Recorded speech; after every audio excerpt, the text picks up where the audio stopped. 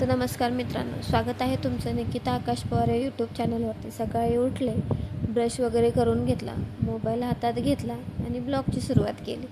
ब्लॉगची सुरुवात आज चहाने नाही तर कामाने झाली. आत्याला थोडं लवकर बाहेर जायचं असल्यामुळे लवकरच स्वयंपाक करावा म्हटलं. पोळ्याचं पीठ वगैरे मळून घेतलं. तसं आमच्यात रोज भाकरीच असतात, पण म्हटलं आज पोळ्या करावा, कारण उन्हामुळं ऊन इतकं पडते की भाकरी वगैरे खाल्ली जात नाही. म्हणून पोळ्याचं पीठ वगैरे मळून घेतलं. पोळ्याचं पीठ मळेपर्यंत सगळ्यांचा ब्रश वगैरे झाला. इथे पीठ वगैरे मळून ठेवलं, दूध गरम करायला ठेवलं.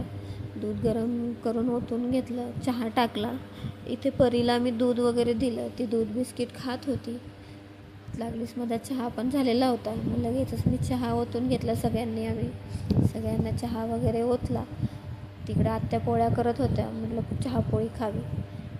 चहापोळी तुमच्या इकडं कोण कोण चहापोळी खातं आणि कोणाकोणाला चहापोळी आवडते हे कमेंटमध्ये नक्की सांगा. आमच्या घरी तर खूप आवडते, माझ्या मिस्टरांना तर खूप चहापोळी आवडते. मी पण चहापोळी घेतली, चहापोळी खाल्ली.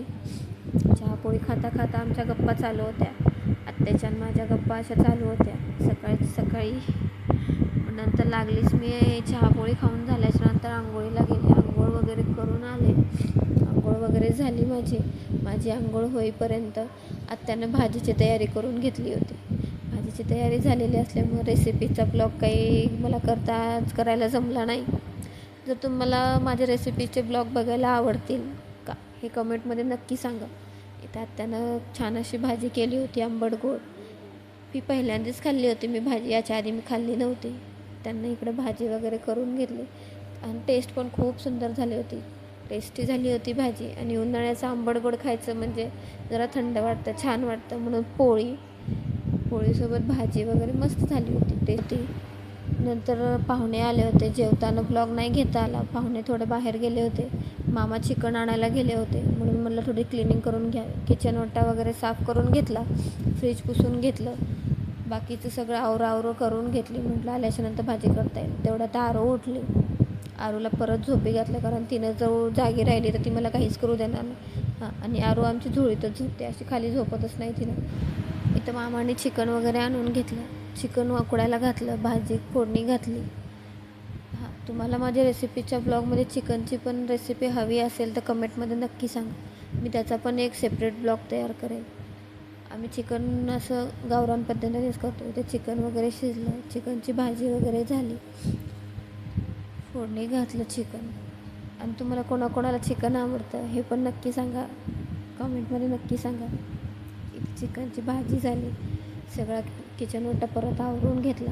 आरू उठली होती, आरूला झोपी घातलं परत, कारण माझं जेवण वगैरे झालं होतं. मग मी जेवण करून सगळं कामं परत कपडे वगैरे काढून घेतले. इथं बरी बोलत होती माझ्याशी, मामी मी आरूला उठवू का, मामी मी आरूला उठवू का. ती आत्ता झोपली होती, म्हणून तिला मी म्हटलं नको उठू, माझं काम राहिलं. इथे आरूची खेळणी वगैरे उचलली, जेवणाची ताटं वगैरे बाहेर ठेवले, झाडझूड करून घेतली, परत लादी पुसून घेतली. सकाळी मी लादी पुसलीच नव्हती, लादी पुसून घेतली. तेवढ्यात आरू उठली. मग आरूसोबत थोडं खेळलो. नंतर आरूचे बाबा आले. आरूची मज्जा मस्ती चालू होती तिच्या बाबांबरोबर. तिचे बाबासोबत तिनं खूप खेळते. इथं आरूच्या बाबाची, आरूची आईसुद्धा खेळत होती. आणि नंतर रात्रीच्या स्वयंपाकाची तयारी. लाईट गेलेली असल्यामुळे माझ्या मोबाईलला चार्ज नव्हता. थोडं बाहेरसुद्धा गेले होते मी, गल्लीमध्ये लग्न होतं, तिथं बांगड्याचा कार्यक्रम होता. खेडेगावामध्ये असं खूप बोलवतात, तिथून बांगड्या वगैरे भरून आले.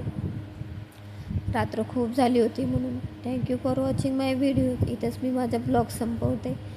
भेटूया नेक्स्ट ब्लॉगमध्ये. थँक्यू. माझा ब्लॉग आवडला तर लाईक करा, शेअर